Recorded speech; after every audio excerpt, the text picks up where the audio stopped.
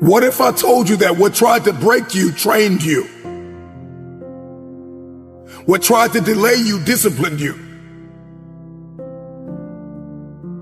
And even the isolation that you've been navigating has sharpened you. What if I told you that you are not late, you are loaded with potential? Could it be possible that average convinces us that survival is success? How is it that we've gotten to the place where we normalize being tired, being defeated, being active, but not accomplishing anything? Average is the enemy of dominion. You cannot rule what you refuse to master. Average people avoid mastery. Average numbs your hunger while stealing your assignment. Average brings us into prisons and pits and caves where we lose our desperation, where we are no longer hungry for a quality of life. This is not your end. This is your deployment. This is not a motivational speech. This is a summons. You are commissioned. This is not inspiration. This is instruction. No more rehearsals, no more almost, no more one day. I move when God says move. I strike when the window opens. I obey without negotiation. I finish what I start. You did not survive to just tell a story. You survived to execute your assignment. Get up and evaluate. Get up and be grateful that you are still alive. Even if it feels as though you have lost everything, you still have your faith. So focus, focus, focus. Let faith be stirred and focus, because history does not remember the distracted. It remembers the devoted. You cried and suffered long enough from scattered focus, from borrowed dreams, from noise that promised comfort but stole your calling. Enough tears have fallen on confusion. Now is the time to weep and work. You may be hurting, but work. You may be bleeding, but build. You may be tired, but get up. It's time to labor with vision and build with conviction, to give birth to something that will still speak when the dust has settled over your bones. Greatness is not loud at the beginning. Sometimes greatness is quiet, lonely, and it will demand separation from everything that attempts to knock you off course.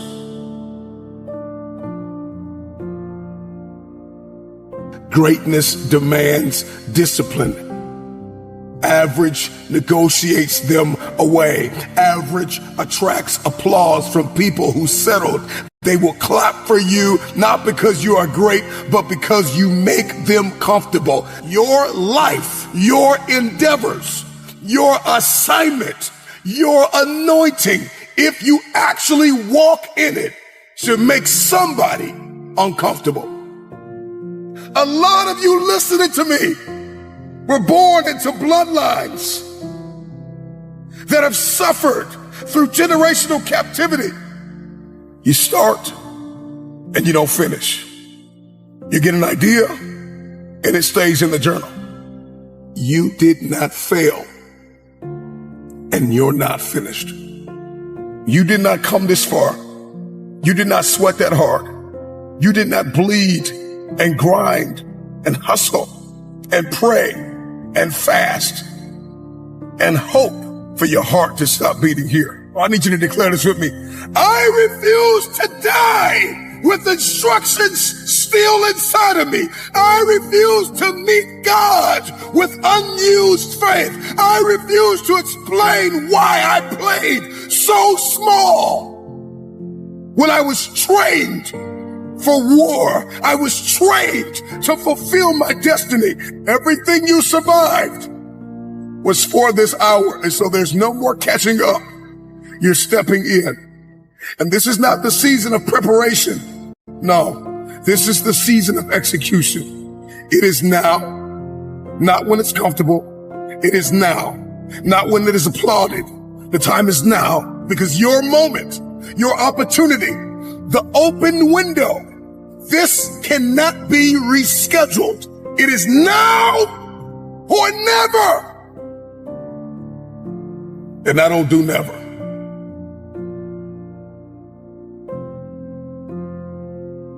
This is the hour to shut the door on all trivial pursuits and concentrate your strength to one assignment. Do you want an ordinary life, or do you want an exceptional one? A life full of faith, fire, fulfillment, significance, passion, and purpose. I don't know about you, but I would rather be a master of one thing, exceptional with one idea, that I stayed the course, that I remained faithful, than to be notorious for starting something and not finish it. There are destinies attached to the decisions that you make. Your family, your community, your country, your people, generations are waiting on the discipline you keep postponing. The future is listening for a voice that refuses to be average. Decide now that you will be exceptional, that you will lead a life that is absolutely extraordinary. You've got rooms to walk in, tables to sit at, families to impact, generational captivity to break. But you got to believe, because consequences come when we remain comfortable. You think you came this far to be average, to be ordinary? All of the times the enemy underestimated you. After everything you've been through, you're going to settle for average. I am not forgotten. I am not disqualified. And I am not finished. I am aligned. I am authorized. I am appointed. I am awake. Each tear that I have cried has been the tuition that I must pay to fulfill my destiny. I did not come this far to almost obey, to almost figure it out, to almost finish. I did not come this far to just understand. I did not come this far to just take notes at a conference and not fulfill what it is that God put me on this planet to do. This is not your end. This is your deployment. You're not finished. I'm not asking if this is my time. I am declaring it. The nightmare is to reach our 60s, our 70s, our 80s, or even our deathbed, and to talk about everything we should have done. I should have done that. I should have invested in this. I should have made the relationship work. I shouldn't have got a divorce. We talk about all the things we wanted to do, but never got it done. That's the nightmare. That's the nightmare that we all must avoid. This is your moment to decide. Will you continue on living the life that you have lived? Or will you unlock your greatest potential? There are things that you have been called to do that you have never done. And there are things that you have been called to do that no one on earth has ever done. Some of you have journals full of dreams and no action has been taken. Get to work. Make this year the first year of the best years of your life. This is mine. This is not the year that I play around with my life. This is not the year that I sit and wait for destiny to hunt me down. I will hunt everything down that belongs to me. Life is not just a game of attraction. It is a game of hunting. It is a game of evolving to become the best version of yourself, putting in the work. This must be the year that you are not defined by your history, but you fulfill your destiny. If you want to see this thing differently this year, everything you do has to change. You've been walking around the knockoff version of yourself. This is not the real you. The real you is breathing down your neck, begging you to manifest. It's your turn. It's your time. You've waited long enough. You've got the strategy. You've done your homework. You've got the belief system. Now just put it in. I'm not afraid of rejection. I'm not afraid of failure. I'm giving it everything I have. And as much as life has tried to amputate my spirit, I refuse to go down. It's time to get out of the way. Stop blaming everybody and look yourself in the mirror. It's your fault you failed. I tried it last year and it didn't work. No, you didn't work. Am I going to repeat my history or will I blaze a new trail? This is the year that I don't make excuses. This is the year I stop complaining about the past.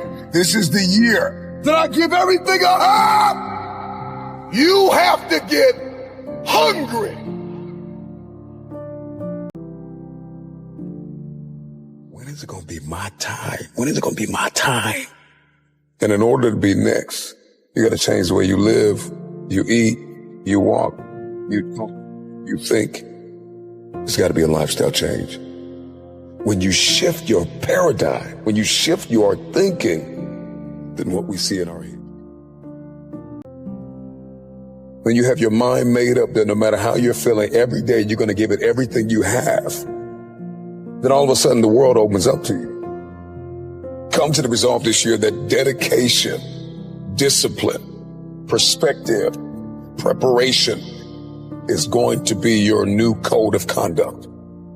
What truly separates the extraordinary individuals who changed the world and shaped the course of history from the average masses is a combination of talent, grit, resilience, and an indomitable spirit that propels them to achieve the unthinkable. It's the 1% when they are faced with crushing and failures and demoralizing setbacks that would make most quit. It's the 1% that view the problems and the challenges and the setbacks as opportunities to overcome every single day. And the 1% of people, the 1% are fueled by a growth mindset. They consistently seek to learn. They consistently seek to improve themselves. They have a hunger to be stronger. Those who refuse to be average are always pursued to be phenomenal, to be unforgettable. There's a drive. There's a hunger. It's what they eat. It's what they breathe. The process. It's who they are becoming on the way to the target. These are the people that can push through pain and they can see a luminous future. They can see what's possible. They can feel their stored up potential. If they don't quit, if they don't throw in the towel, if they believe in themselves and put faith in God that He will see them through. Let me tell you what separates the legends from the average. They're very clear on their why. Here's why I'm relentless. Here's why I'm hungry. Because if I don't do this, nobody else will. When you've had enough, find a mirror and tell yourself enough is enough. I refuse to be average. Enough is enough. Separate yourself from not enough. Separate yourself from scarcity and lack and